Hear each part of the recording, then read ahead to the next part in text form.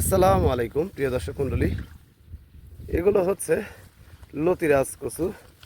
এই যে লতিরাজ কচুর চারা ওঠানো হচ্ছে। আমাদের যে চারার সাইজগুলি দেখতে পাচ্ছেন, কি সুন্দর চারা।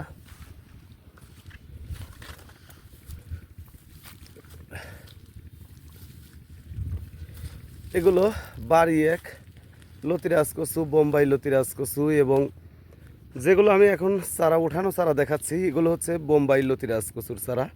আমার এখানে 3 ছামের চারাই আছে।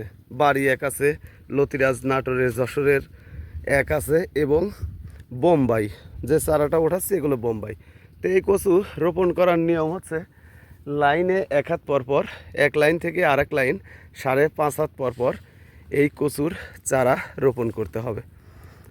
তো প্রিয় ভিউয়ার্স, আপনারা যদি এই কচুর চারা রোপণ করতে চান তাহলে আমাদের সাথে যোগাযোগ করতে পারেন।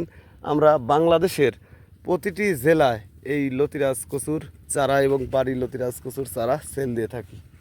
ভালো থাকবেন, সুস্থ থাকবেন। আসসালামু আলাইকুম।